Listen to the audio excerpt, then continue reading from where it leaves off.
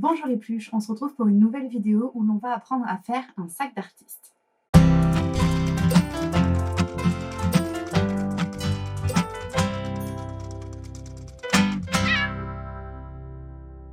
Alors, un sac d'artiste, qu'est-ce que c'est? Je vais vous en montrer un que j'ai déjà réalisé, qui est d'ailleurs en vente sur ma boutique Etsy. C'est, vous voyez, un espèce de petit sac que l'on peut tenir donc avec une anse. Et quand on regarde à l'intérieur, en fait, vous avez une partie ici avec une grande poche où vous pouvez mettre un cahier ou des feuilles ou un bloc-notes, etc.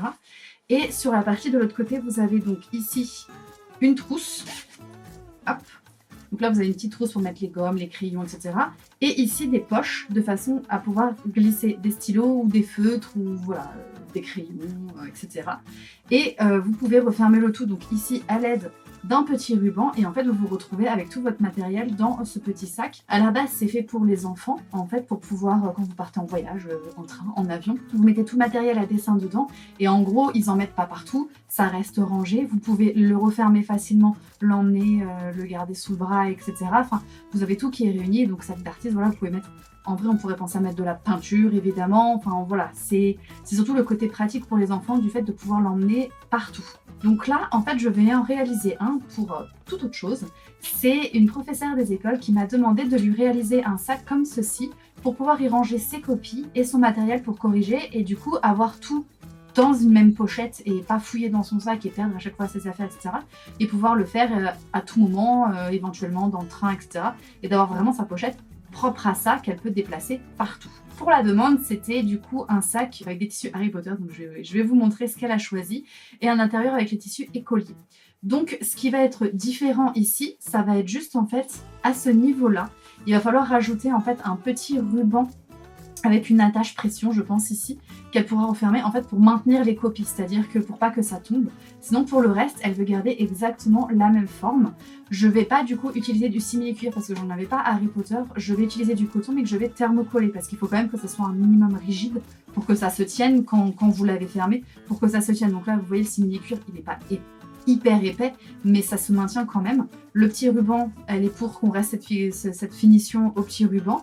Et du coup, les anses ne sont pas en simili-cuir, elles sont faites avec le tissu. Voilà, ce sont les seules différences. Donc, je vais vous montrer maintenant ce que vous avez besoin comme matériel pour pouvoir le réaliser chez vous. Alors déjà, je vous montre, moi, c'est mes deux petits rubans, là, ils sont bleus, qui vont servir de fermeture pour le sac. Ici, le tissu extérieur, donc Harry Potter avec les blasons et tout, c'est un tissu que j'aime énormément. Je vous montrerai, j'avais récupéré en fait pour faire des petites pochettes et tout. Enfin voilà, je le trouve très pratique. Et donc vous allez avoir besoin d'un coupon de 35 sur 52 cm. Donc ça, c'est pour l'extérieur. Vous allez avoir besoin de deux coupons de 26,5 cm sur 32 cm. Donc ça, ce sera pour faire l'intérieur. On ne le coupe pas dans une seule bande comme l'extérieur parce que du coup, on va devoir coudre les différentes pochettes et donc forcément il faut que ça soit pris au milieu, donc il fallait une couture au milieu. Ensuite vous allez avoir besoin d'un morceau pour faire les ranges feutres, donc là il faut que ça soit de la largeur du coupon, donc de 35 cm et ensuite de la hauteur que vous voulez suivant les crayons que vous allez avoir à mettre dedans. Vous regardez vous par rapport à vos besoins à vous. Ensuite un rectangle de 20 cm sur 24 cm, celui-là ça sera pour y glisser en fait les feuilles, donc dans notre cas les copies à corriger. Une fermeture éclair pour faire la petite poche et du coup la doublure pour mettre à l'intérieur. Vous allez avoir besoin ensuite de anses, donc soit vous prenez des rubans, soit vous prenez ce que vous avez pour faire les anses. Moi en fait, bon je l'ai pas coupé là, mais je vais couper dans le coton écolier comme celui-ci et je vais en faire des bandes que je vais retourner. Donc ça vous l'avez vu dans plein de mes vidéos, donc pour faire les anses, j'aurai juste à coudre en fait en espèce de tonneau et après vous le faites à la taille que vous voulez. Si vous voulez quelque chose d'assez grand pour pouvoir le porter sur l'épaule, enfin vous vérifiez la taille que vous voulez ou juste le tenir au poignet, enfin ça vraiment c'est selon vos besoins et selon les besoins de la personne qui le veut. Alors je vais commencer par l'intérieur du sac, c'est-à-dire que je vais prendre mon rectangle et en fait on va commencer par celui avec la petite pochette. Si j'avais rangé, j'aurais trouvé les choses plus rapidement. Donc voilà, là je vais avoir donc mon côté droit, enfin après moi ça sera mon côté droit, vous faites dans l'ordre que vous voulez. Donc mon côté droit comme ça. Et donc par-dessus, je vais coudre ce côté-là. Donc ce que je vais faire d'abord, c'est un petit rentré sur le haut. Donc je plie une fois et une deuxième fois comme ceci pour faire un beau rentré, pour qu'il y ait une belle finition. Donc ça va être la toute première étape.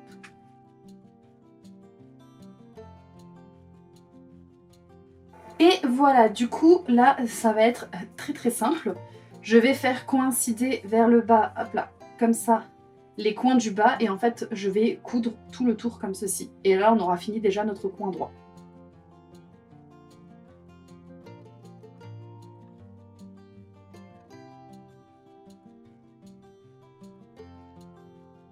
Et voici donc notre premier côté pour ranger un cahier, un classeur, des feuilles, etc. Donc ça, je le mets de côté.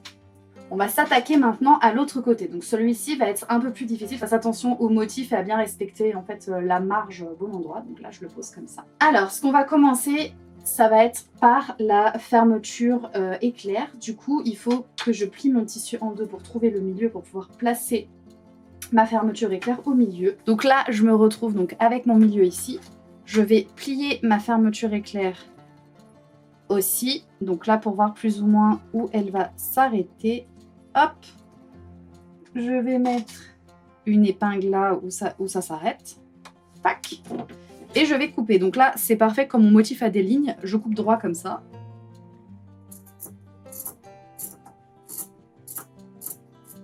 Et là, avant d'arriver au bout, je vais couper en triangle. En fait, en triangle, ça permettra de faire un pli et c'est là que ça nous permettra en fait de faire un petit peu de volume et de ne pas avoir trop de plis au niveau du tissu. Je vais retirer l'épingle parce que sinon je vais couper dans l'épingle. Et voilà, donc là j'ai ma coupure avec le petit triangle ici. Ensuite, je vais en fait placer ma fermeture éclair en dessous et épingler ici tout le long de ma fermeture, donc en pliant de cette façon. Et du coup, j'aurai ma fermeture éclair de poser, j'aurai juste à coudre sur le contour.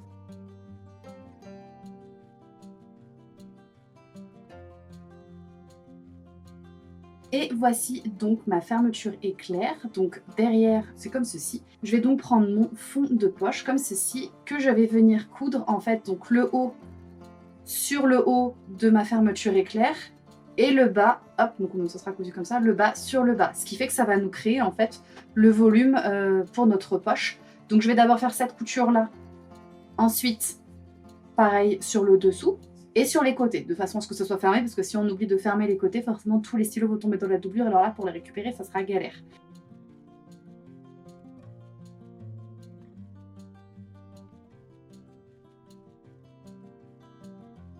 Alors voilà, comme je vous ai dit, donc j'ai tout cousu au-dessus et en dessous, et donc il me reste juste à coudre ici les côtés.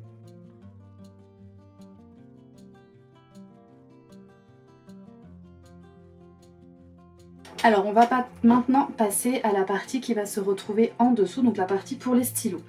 Donc on prend notre motif et donc dans un premier temps ça va être comme pour la pochette qu'on a fait tout à l'heure, je vais faire un rentré en haut pour la jolie finition et je vous explique après comment on va faire pour bien tracer, pour mettre les stylos. Donc déjà notre belle finition en haut. Alors je me retrouve donc ici avec ma pochette, donc là en fait j'ai ma trousse qui arrive plus ou moins là jusqu'au pli qu'on a ici. Donc pour la couture c'est mieux que j'y ai pas trop de superposition et que mes stylos arrivent en dessous. Donc je le place de cette façon là. Donc ça sera cousu en bas là avec un petit rentré, c'est d'ailleurs ce que je vais faire là. Donc je vais épingler comme ça et je vais coudre là en bas pour bien tenir ma poche à stylo. Et ensuite ce que je vais faire c'est prendre, hop là, c'est prendre un stylo et en fait voir quel volume j'ai besoin et en fonction de ça on tracera en fait des traits, enfin on fera des marquages en tout cas pour tracer droit et tracer le nombre de stylos. Donc déjà comme je vous dis ici je fais mon petit rentré.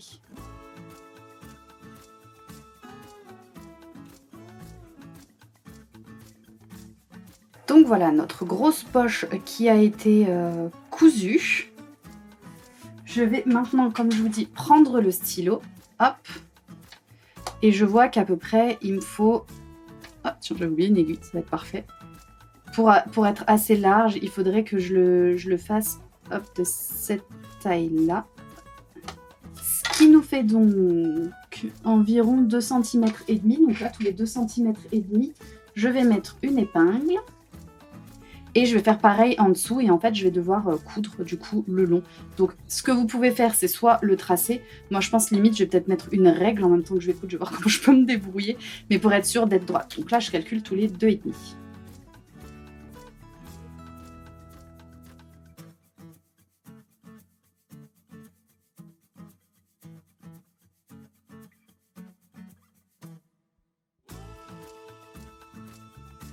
Et voici donc mon côté gauche, donc avec ici de quoi mettre tous les stylos. Donc j'ai coupé les petits fils qui dépassaient ici.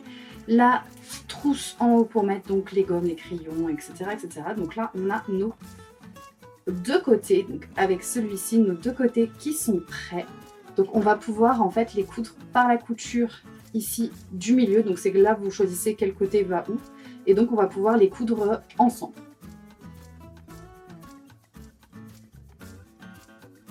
Et voici donc notre intérieur, donc avec notre pochette, de quoi mettre les stylos, de nouveau notre trousse ici. Donc là, il va nous rester à nous occuper des petites poignées. Donc ici, là, je vais juste les coudre endroit contre endroit, les retourner. Et ensuite, on a notre extérieur. Moi, je vais quand même rajouter du thermocollant pour que ça soit plus rigide. Et en soi, on a juste à les assembler.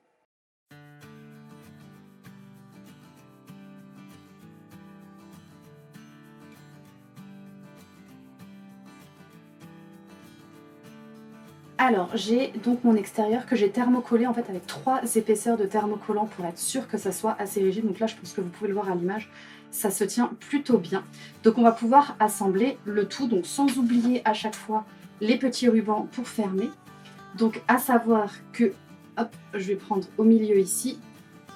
Tac, donc mon milieu est là. Donc je vais positionner avec une épingle de ce côté-ci, donc à l'extérieur, et je vais faire pareil de l'autre côté, donc sur le petit côté du rectangle. Tac, ici. Voilà, comme ça, on a de quoi fermer. Je vais faire la même chose maintenant avec donc mes poignées. Hop. Donc je choisis, là je vais dire, je vais le mettre au milieu en fait par rapport à la fermeture. C'est tellement rigide que j'arrive même plus à le plier.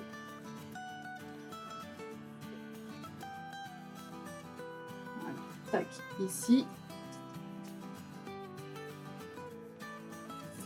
Pareil de l'autre côté par rapport à ce milieu. Donc je fais bien attention de ne pas tourner de ne pas la faire vriller pour qu'elle soit toujours bien comme il faut. Hop.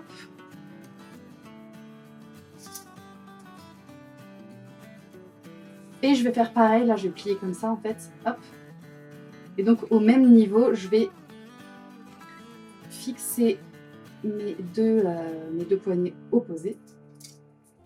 Et je vais coudre en fait pour que ça soit maintenu. Je vais placer donc mon devant, hop, avec tous les rubans et tout bien à l'intérieur pour ne pas les prendre dans les coutures. Et je vais ensuite placer donc mon intérieur endroit contre endroit, donc faisons bien attention au sens pour que tout soit dans le même sens. Et je vais coudre tout autour. Je garde un endroit, je vais prendre par en bas ici, je garde un endroit où je ne vais pas coudre de façon à pouvoir retourner le tout. Donc je vais décider que ici, plus ou moins au milieu, je ne vais pas coudre.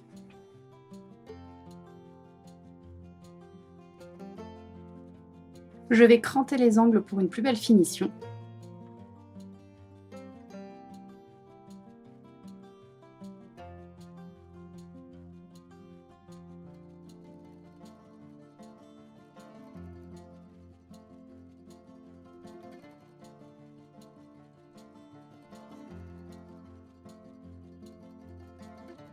Je fais donc un rentré ici pour pouvoir fermer mon ouvrage. Après, au choix, soit vous repassez ici, soit vous faites une surpiqûre. Ça dépend en fait de la matière. Si vous faites du simili-cuir ou si vous faites quelque chose d'assez épais, je vous conseille de surpiquer. Si c'est comme dans mon cas du coton, seulement un repassage bien en insistant bien suffira.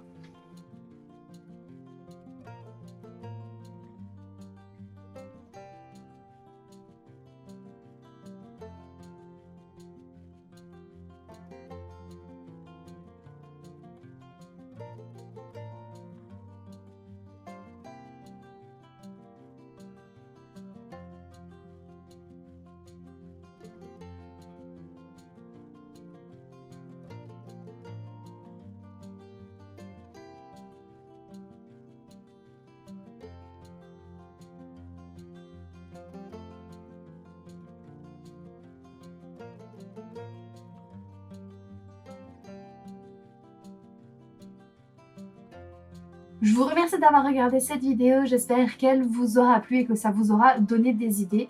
Les sacs d'artistes, voilà, à la base c'était quelque chose pour les enfants, mais finalement pas que, ça peut être détourné et ça peut être très utile pour d'autres corps de métier. Si aussi vous avez des présentations à faire ou des mémoires ou vous écrivez un livre ou voilà, c'est pour finalement mettre tout son matériel au même endroit et que ce soit plus simple pour vous de l'emmener partout, de vous dire demain j'ai un voyage, bah, au lieu de tout mettre dans mon sac, de plus retrouver mes trucs, de perdre du temps, vous avez vraiment votre pochette dédiée à votre ouvrage. Si jamais vous avez aimé le contenu de la vidéo, n'hésitez pas à vous abonner à la chaîne. Je sors une vidéo tous les dimanches avec plein d'autres tutos et plein d'autres thèmes abordés. Moi je vous dis, n'oubliez pas que tout ce qui est fait avec amour est toujours mieux fait et on se voit la semaine prochaine.